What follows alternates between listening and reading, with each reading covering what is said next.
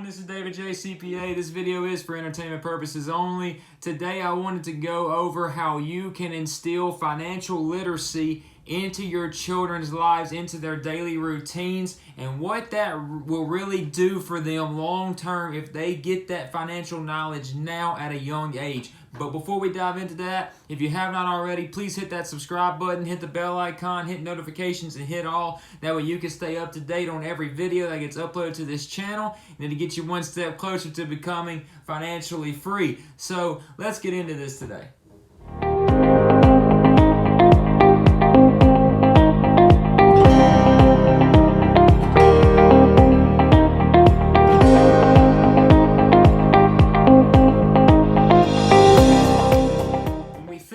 Financial literacy, and when we think about financial knowledge, children doesn't really come to mind most of the time. Most of the time we're thinking of CPAs, CFPs, CFEs, CFAs, stuff like that, people that has been in this industry, people that have done this, been there, done that, or whatever the case may be. But my soapbox today is if we could instill financial literacy into children, if we can help them some way or somehow develop a mentality of being financially free at a young age, this next generation can become so much more powerful than any other generation we have ever seen. Because when you hand financial literacy off to the next generation, the younger you do that, the better off they will become. How do you do this as a parent? Well, it doesn't have to be, hey son, hey daughter, let's open up my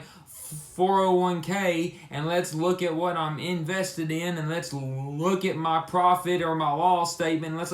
No, we don't need to do that with children.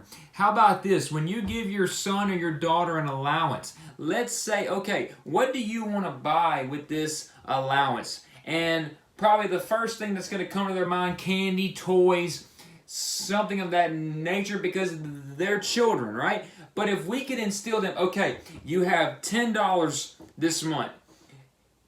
What is it that you really want to do with 10 of these dollars? You have $10. This is your army, and you must give them a job. Now, do you want to save 2 of those dollars so the next month you have $12? Or do you want to save all of it? Or do you not want to save any of it and spend it all on something that you want now with no greater return in the future? You can teach them this with just an allowance. I can remember whenever I was in school, I used to get canteen money, and that was like $1, $2, and I would just blow it on a candy bar. But then one day I figured out if I held on to the dollar that I got from my mom on the first day, and she gave me another dollar the next day and another dollar the next day, I have $3. Then I could buy more than anybody else in my class, and I felt some kind of accomplishment in that. I felt some kind of pride in that because I saved my money and I was able to do more with my money at even a very young age. And you can take this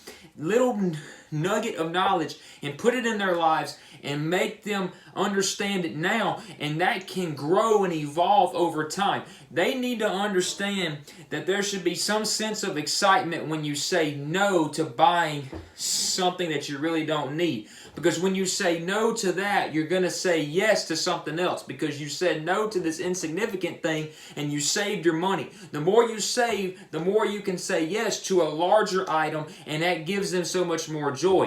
What kid wants a candy bar at Christmas time, or what kid wants a big expensive item at Christmas time? It could be the same thing in their purchasing.